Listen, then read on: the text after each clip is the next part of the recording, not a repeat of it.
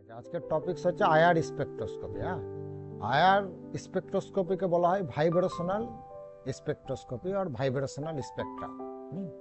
তো কোন সমস্ত মলিকুল আইআর অ্যাক্টিভ হবে আর কারা আইআর ইনঅ্যাক্টিভ হবে, মানে কোন সমস্ত মলিকুল আইআর স্পেকট্রোস্কোপিতে পিক দেবে আর কোনটা দেবে না, এটা জানার জন্য আমাদেরকে পড়তে হবে ডাইপোল মোমেন্ট। হ্যাঁ, ডাইপোল মোমেন্ট কি আমরা জানি, what is dipole moment? Dipole moment equal to কি জানি বলো দেখি?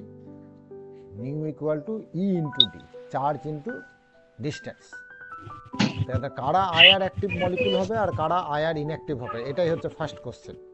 দেখবে ওখানে অপশন দেওয়া থাকে, হাইড্রোজেন আছে, HCl আছে। কারা আইআর অ্যাক্টিভ হবে? যাদের মধ্যে ডাইপোল মোমেন্ট চেঞ্জ হবে, তারা আইআর অ্যাক্টিভ মলিকুল হবে। তার মানে কি হবে? D nu equal to DT not equal to 0 হতে হবে, তারা হবে আইআর অ্যাক্টিভ। যেমন HCl এর মধ্যে পার্সিয়ালি নেগেটিভ চার্জ আছে, chlorine partially negatively charge, hydrogen হচ্ছে পার্সিয়ালি পজিটিভ চার্জ। তাহলে আইআর অ্যাক্টিভ কারা হবে? Molecule must have dynamic dipole moment during vibration, there is a change in the dipole moment. Dynamic dipole moment মানে হচ্ছে যখন মলিকুলটা vibrate করবে তখন তার ডাইপোল মোমেন্টের যদি চেঞ্জ হয় তাহলে মলিকুলটা আইআর অ্যাক্টিভ হবে। তাহলে কারা আইআর ইনঅ্যাক্টিভ? যারা হোমো অ্যাটমিক মলিকুল, যারা হোমো অ্যাটমিক মলিকুল তারা হচ্ছে আইআর ইনঅ্যাক্টিভ। যেমন hydrogen, oxygen, nitrogen, chlorine, fluorine, deuterium, এরা হচ্ছে আইআর ইনঅ্যাক্টিভ মলিকুল। তাহলে ফার্স্ট কোশ্চেন হলো কারা আইআর অ্যাক্টিভ মলিকুল, কারা আইআর ইনঅ্যাক্টিভ। তো কারা আইআর অ্যাক্টিভ হবে? যাদের মধ্যে পার্মানেন্ট ডাইপোল মোমেন্ট থাকবে, অথবা যে সমস্ত মলিকুল ভাইব্রেশনের সময় যদি ওদের ডাইপোল মোমেন্টের চেঞ্জ হয় তাহলে তারা আইআর অ্যাক্টিভ হবে।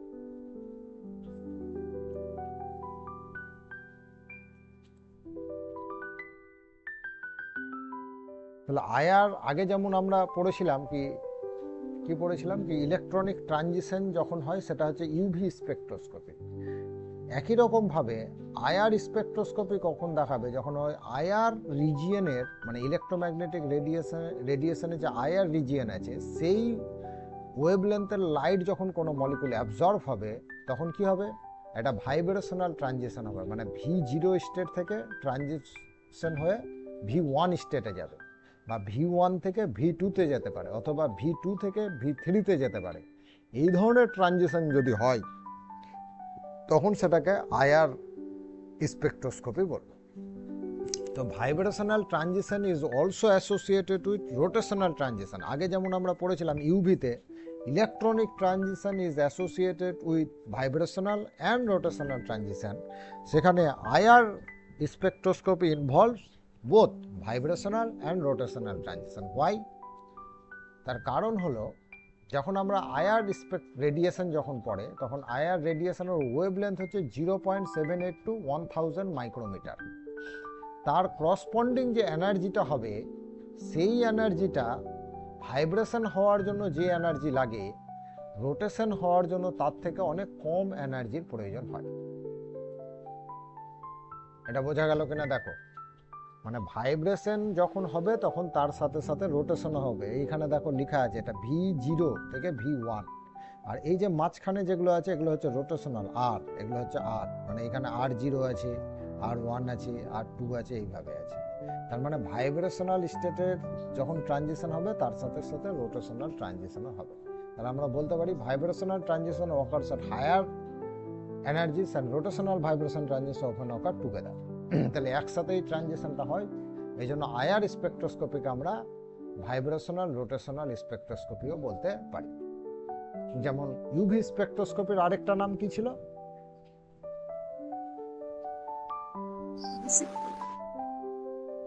বলো। Electronic Spectra. হ্যাঁ বলো, হ্যাঁ, ইলেকট্রনিক ট্রানজিশন স্পেকট্রোস্কোপি, ঠিক। হ্যাঁ, তাহলে আমরা যদি কোনো একটা মলিকিউলের আইআর স্পেকট্রা দেখি তাহলে এই ধরনের আমরা পিক পাই। এটা আমরা একটা জেনারেল আইডিয়া নিলাম। আমরা কি দেখলাম তাহলে? কারা আইআর অ্যাক্টিভ হবে, কারা আইআর ইনঅ্যাক্টিভ হবে, কোন ধরনের ট্রানজিশন ইনভলভ হয় আইআর স্পেকট্রোস্কোপিতে, ভাইব্রেশনাল অ্যান্ড রোটেশনাল ট্রানজিশন দুটো ইনভলভ হয়। মেনলি এটা ভাইব্রেশনাল স্পেকট্রোস্কোপি, কিন্তু যেহেতু ভাইব্রেশনাল স্পেকট্রোস্কোপি ট্রানজিশন হওয়ার জন্য যা এনার্জি লাগবে, রোটেশনাল ট্রানজিশনের জন্য তার থেকে কম এনার্জি লাগবে, তার জন্য ভাইব্রেশন যখন হবে তখন রোটেশনও তার সাথে হবে।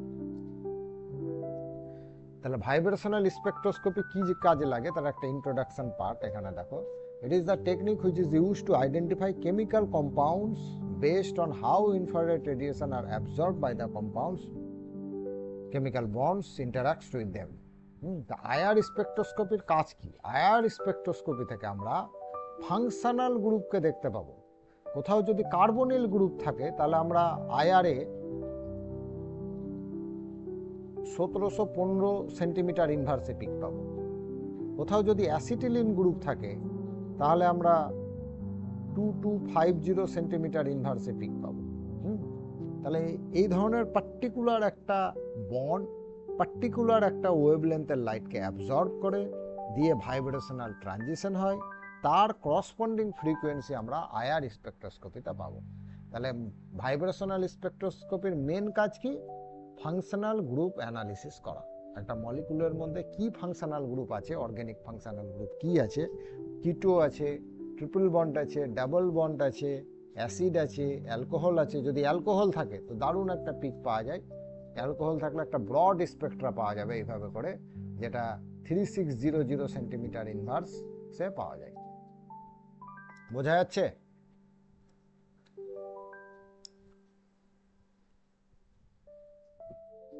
তাহলে কারা আইআর অ্যাক্টিভ হবে এখানে ওই লাইনটাই লেখা আছে দেখো, only those bond have dipole movement function of time R capable of observing IR radiation. তো আইআর কত রকমের হতে পারে, আইআর ব্যান্ডকে আমরা কত রকম ভাবে সাজাতে পারি দেখো এখানে। আইআর এই রিজিয়ন স্পেক্ট্রা দেখো, এইখানে আইআর রিজিয়নটার কোথায় আছে দেখো, ভিজিবল আর মাইক্রোওয়েভের মিডিলে আছে তোমার আইআর। আমরা যদি ইলেকট্রোম্যাগনেটিক রেডিয়েশনটা দেখি তাহলে দেখতে পারবো ভিজিবল আর মাইক্রোওয়েভের মিডিল পজিশনে হচ্ছে ইনফ্রারেড স্পেক্ট্রাম। তাহলে এটাও একটা question, where the IR region situated in the electromagnetic spectrum radiation. So in the electromagnetic radiation IR situated in between visible and microwave region. তো আয়ারটাকে তিন ভাগে ভাগ করা হয়েছে, একটা হচ্ছে নেয়ার আয়ার, আর একটা হচ্ছে মিডিল আয়ার, আর একটা হচ্ছে ফার আয়ার।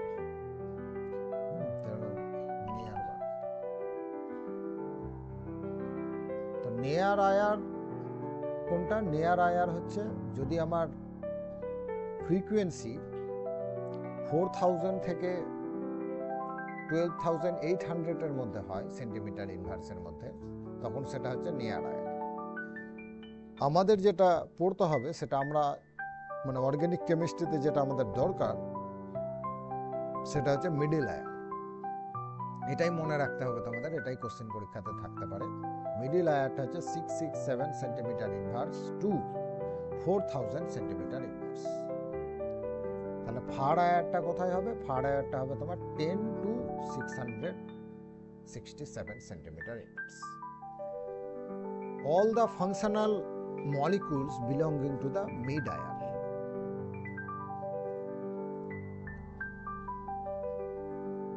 মানে আমরা যে স্পেকট্রোস্কোপি পড়ব, আয়ার স্পেকট্রোস্কোপি ফর অর্গানিক মলিকুল, সেখানে ফাংশনাল গ্রুপের গুলোকে যদি আমরা তার আয়ার স্পেকট্রা যদি নিই তাহলে তাদের রিজিয়নটা হবে 667 to 4000 সেন্টিমিটার ইনভার্সের মধ্যে।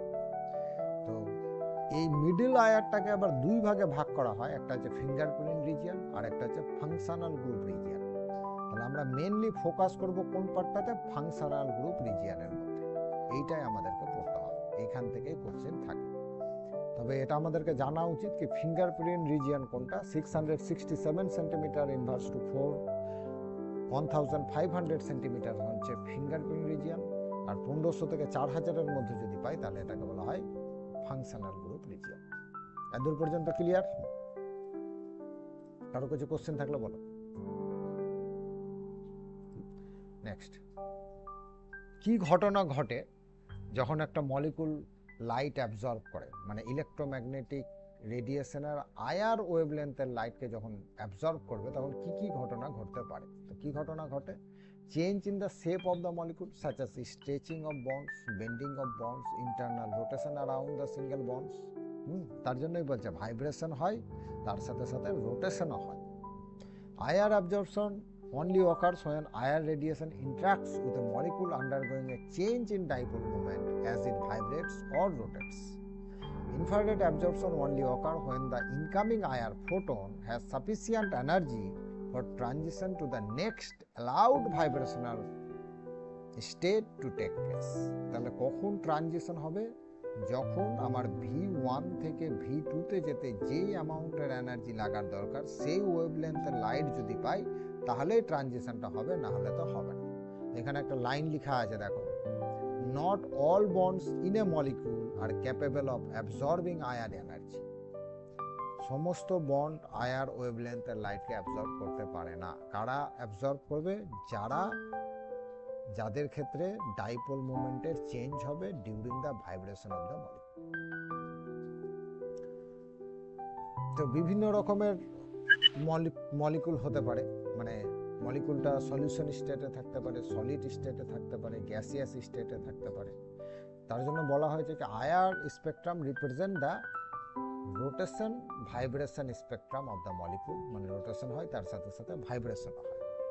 তো মলিকুলটা যখন সলিউশন ফেজে থাকে, the rotation of molecule is strongly হিন্ডার্ড। Solution ফেজে থাকলে রোটেশন হবে না, ব্যান্ডস আর স্ট্রংলি ব্রডেন্ড। তাহলে সলিউশন ফেজে আমরা যখন ব্যান্ড পাবো তখন ব্রড ব্যান্ড পাবো, মানে এইভাবে উপরে পাবো। So this is for the vibrational spectrum, not for rotation. কোন ফেজে? সলিউশন ফেজে রোটেশন হবে না। In the solid state, the rotation are effectively frozen so that spectrum appears as relatively sharp bands.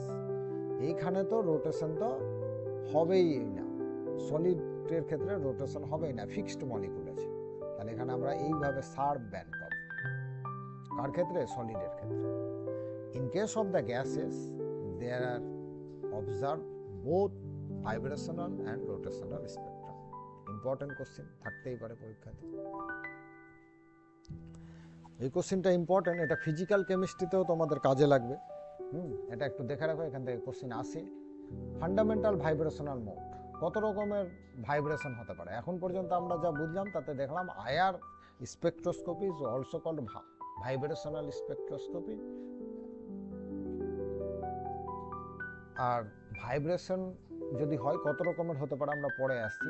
তাহলে কত রকমের ভাইব্রেশনাল মোড হতে পারে এটাকে আমরা দেখি। তো মলিকুল দুই রকমের হতে পারে, একটা লিনিয়ার আর একটা হচ্ছে নন লিনিয়ার। লিনিয়ার মলিকুলের ক্ষেত্রে নাম্বার অফ ভাইব্রেশন হবে 3n-5 আর নন লিনিয়ারের ক্ষেত্রে হবে 3n-6। n is the number of atoms in the molecule. ধরো আমার কাছে কার্বন ডাইঅক্সাইড মলিকুল আছে, কার্বন ডাইঅক্সাইড লিনিয়ার না non linear? Linear. Linear. Linear যদি হয় এখানে নাম্বার অফ অ্যাটম কটা আছে? তিনটা। তাহলে আমরা কোন সূত্রতে পড়বে এইখানে?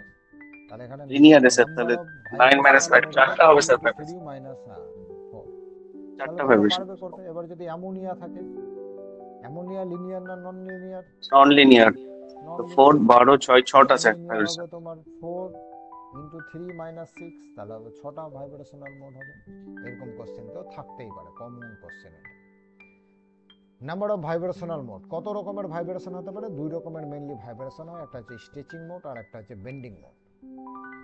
স্ট্রেচিং মোড আবার দুই রকমের হতে পারে, একটা হচ্ছে সিমেট্রিক্যাল স্ট্রেচিং আর একটা হচ্ছে অ্যাসিমেট্রিক্যাল স্ট্রেচিং। পরে আমরা একটা ছবি দেওয়া আছে, আমি ওখানে ভালো করে বলবো, কেউ যদি মনে করে তো এই উইকিপিডিয়ার এই লিঙ্ক থেকে এই ভাইব্রেশনাল মোডটা খুব ভালো করে দেওয়া আছে। বেন্ডিং মোড দু রকমের হতে পারে, ইন প্লেন আর আউট অফ প্লেন, এখানে দেখো দেওয়া আছে। তাহলে সিমেট্রিক্যাল মোড দু রকমের হতে পারে, সিমেট্রিক্যাল স্ট্রেচিং মোড দু রকমের হতে পারে, এটা হচ্ছে সিমেট্রিক্যাল স্ট্রেচিং আর একটা হচ্ছে অ্যাসিমেট্রিক্যাল স্ট্রেচিং। আর বেন্ডিং মোড কত রকমের হতে পারে? বেন্ডিং 4 রকমের হতে পারে, তার মধ্যে দুটো হচ্ছে ইন প্লেন। ইন প্লেনে যারা হয় এদেরকে রকিং আর সিসোরিং বলা হয়। আউট অফ প্লেনে যারা হয় তাদেরকে ওয়াগিং অ্যান্ড টুইস্টিং বলা হয়। ঠিক আছে, এদের মধ্যে অ্যাকচুয়ালি বেন্ডিং মানে আমাদের মাথাতে একটা জিনিস অবশ্যই হবে আর কি, বেন্ডিং মানে ওদের মধ্যে বন্ড অ্যাঙ্গেল চেঞ্জ হওয়ার কথা, অবশ্যই চেঞ্জ হবে। যেটা রকিং আর সিসোরিং এ হয় কিন্তু ওয়াগিং এর ক্ষেত্রে ওয়াগিং মোড যখন হয় তখন এখানে বন্ড অ্যাঙ্গেল চেঞ্জ হয় না। ইম্পর্টেন্ট কোশ্চেন এটা আসতেই পারে পরীক্ষাতে। এখানে আমরা দেখিয়েছি যে কার ক্ষেত্রে ফ্রিকোয়েন্সি সব থেকে বেশি। তো অ্যাসিমেট্রিক্যাল স্ট্রেচিং যদি হয় তাহলে ফ্রিকোয়েন্সি সব থেকে বেশি হবে, তারপর সিমেট্রিক্যাল স্ট্রেচিং, দেন বেন্ডিং স্ট্রেচিং।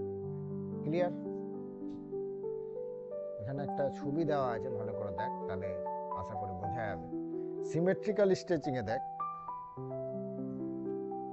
সিমেট্রিক্যাল স্ট্রেচিং কি দুটোই একই ডিস্টেন্সে যাচ্ছে। অ্যাসিমেট্রিক্যাল স্ট্রেচিং এ একটা বাড়ছে একটা কমছে। ইন প্লেন সিসোরি, ঠিক আছে, ইন প্লেন সিসোরি, এই যে দেখ ভালো করে। একটা ইন প্লেনে হতে পারে, একটা আউট অফ প্লেনে হতে পারে। আবার ইন প্লেনে রকিং, আউট অফ প্লেনে ওয়েগিং। ওয়াগিং যখন হবে তখন আমাদের বন্ড অ্যাঙ্গেলের কোনো চেঞ্জ হবে না। ইম্পর্টেন্ট।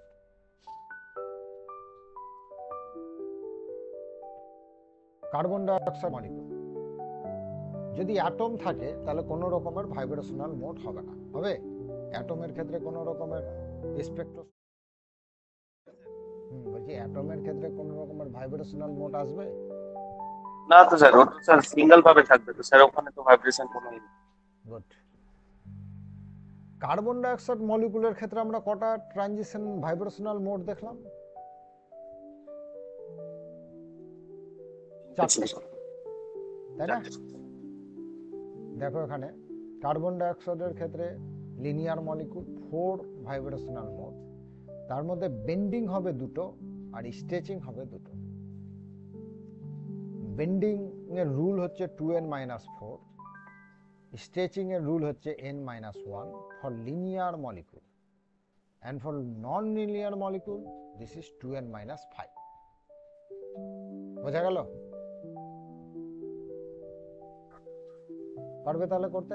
মানে ভাইব্রেশনাল মোডের মতো দু রকমের মোড হতে পারে, একটা বেন্ডিং আর একটা হচ্ছে তোমার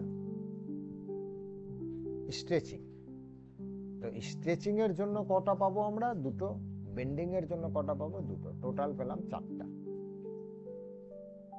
আর H2O মলিকুলের জন্য আমরা কত রকমের ভাইব্রেশনাল মোড পাবো? 3 রকমের মোড পাবো, তার মধ্যে বেন্ডিং হবে একটা আর স্ট্রেচিং হবে দুটো।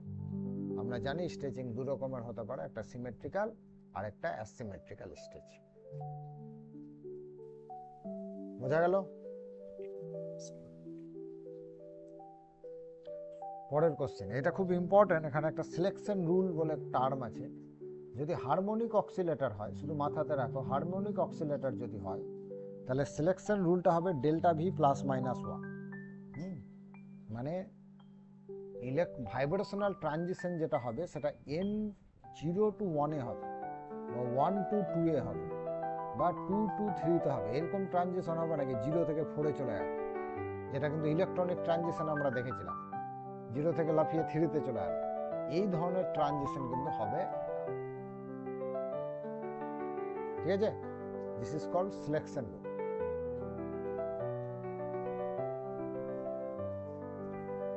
এখানে একটা টার্ম আছে ওভারটোন। What is ওভারটোন? যদি ট্রানজিশনটা 0 থেকে 1 এ হয় তাহলে এটাকে ফান্ডামেন্টাল ট্রানজিশন বলে। যদি ট্রানজিশনটা 0 থেকে 2 এ হয় তাহলে এটাকে ফার্স্ট ওভারটোন বলে। আর যদি ট্রানজিশনটা 0 থেকে 3 তে হয় তখন এটাকে সেকেন্ড ওভারটোন বলে, যেটা কিন্তু সিলেকশন রুলকে ফলো করছে না। বলো। ও হ্যাঁ, ওটাই জিজ্ঞেস করছিলাম স্যার, ফার্স্ট ওভারটোনের ক্ষেত্রে তাহলে 0 থেকে 1, 1 থেকে 2 তে, হ্যাঁ ওইটা চলে গেল। ওই জন্য ওদের ইন্টেন্সিটিটা দেখো খুব কম। সিলেকশন রুলকে ফলো করছে না মানে কি, ওটা ফরবিডেন সিলেকশন রুল বলে, তাই না? যে সমস্ত ট্রানজিশন সিলেকশন রুলকে ফলো করবে না তাদেরকে বলা হয় ফরবিডেন ট্রানজিশন। আর ফরবিডেন ট্রানজিশনের ইন্টেন্সিটি গুলো খুব কম হয়। ক্লিয়ার? আচ্ছা, এটা যেটা ছিল এটা ছিল হারমোনিক অক্সিলেটরের ক্ষেত্রে, আর এটা হচ্ছে তোমার অ্যানহারমোনিক অক্সিলেটরের ক্ষেত্রে, যেখানে delta V is equal to +-1 +-2 +-3। মানে একটা মলিকুলের ট্রানজিশন মানে আয়ার স্পেক্ট্রা দেখাবে দুটো কারণে। নাম্বার 1 হচ্ছে change of the dipole movement. এটা তো আমরা আগেই পড়ে নিয়েছি, dipole movement must change during the vibration. That type of bonds can absorb the IR frequency radiation এক। আর 2 নম্বর হচ্ছে যেখানে ডেল্টা ভি যদি হারমোনিক অক্সিলেটর হয় তাহলে ডেল্টা ভি প্লাস মাইনাস 1, আর যদি অ্যানহারমোনিক অক্সিলেটর হয় তাহলে প্লাস মাইনাস 1 এর ক্ষেত্রেও হতে পারে, প্লাস মাইনাস 2 হতে পারে, প্লাস মাইনাস 3ও হতে পারে। এবার প্লাস মাইনাস 1 মানে 0 টু 1 বা 1 টু 2 এই ধরনের ট্রানজিশনকে বলা হয় ফান্ডামেন্টাল ট্রানজিশন। আর যদি 0 টু 2 তে যায় তাহলে বলা হয় ফার্স্ট ওভারটোন, 0 থেকে 3 তে গেলে সেকেন্ড ওভারটোন, 0 থেকে 4 এ গেলে থার্ড ওভারটোন বলা হয়। বোঝা গেল? এরপরে এদের বেসিকটা হচ্ছে এরকম, যখন আমরা মেনলি যখন যেগুলো আমরা আইআর স্পেকট্রোস্কোপি পড়ি সেখানে আমরা দেখি কি স্ট্রেচিং ফ্রিকোয়েন্সিটাকে নিয়ে বেশি আলোচনা করা হয়।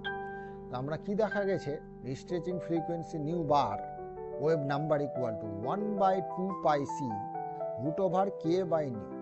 কেটাকে বলা হয় force constant, K is called force constant. আর নিউ যেটা, নিউকে বলা হয় রিডিউসড মাস। এই যে দেখো লেখা আছে নিউ মানে হচ্ছে রিডিউসড মাস। রিডিউসড মাস মানে কেমন? রিডিউস মানে যদি কার্বন আর অক্সিজেন বন্ড থাকে তাহলে mass of carbon into mass of oxygen by mass of carbon plus mass of oxygen, এইভাবে রিডিউসড মাসকে ক্যালকুলেশন করতে পারি। স্যার এটা হুক ল থেকে আসছে না? একদম হুকস ল, রাইট, হুকস ল থেকে এসছে। কিন্তু আমরা যেহেতু ফিজিক্যালে ঢুকছি না তার জন্য আমি এতটি এখানে বলতে চাইছি না। আমাদের শুধু এটুকু জানলেই হবে, wave number of a stretching frequency depends on two factors, one is force constant, another is reduced mass। ঠিক আছে, এইটাকে কাজে লাগিয়ে আমরা দেখব। তা আমরা কি দেখলাম, স্ট্রেচিং ফ্রিকোয়েন্সির মান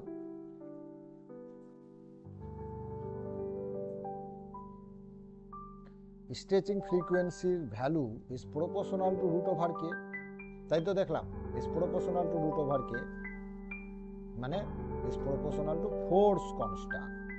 মানে একটা বন্ড যত স্ট্রং হবে তার স্ট্রেচিং ফ্রিকোয়েন্সি তত বেশি হবে। যেমন কার্বন কার্বন সিঙ্গেল বন্ড আছে, কার্বন কার্বন ডাবল বন্ড আছে, আর কার্বন কার্বন ট্রিপল বন্ড আছে, কার স্ট্রেচিং ফ্রিকোয়েন্সি বেশি হবে? তাহলে ট্রিপল বন্ড। ট্রিপল বন্ডের। তাহলে এটা হচ্ছে 1200 সেন্টিমিটার ইনভার্স, এটা হচ্ছে 1650। এগুলো কিছু কিছু মনে রাখতে হবে কিন্তু, হ্যাঁ এক্সামে আসে একদম তুলে দেয়, এটাই কোশ্চেন তুলে দিবে। ঠিক আছে, তাহলে আমরা বলতে পারি, কি বলতে পারি বলো, force constant is proportional two bond order. Bond order যত বাড়বে ফোর্স কনস্ট্যান্ট তত বাড়বে, আর ফোর্স কনস্ট্যান্ট যত বাড়বে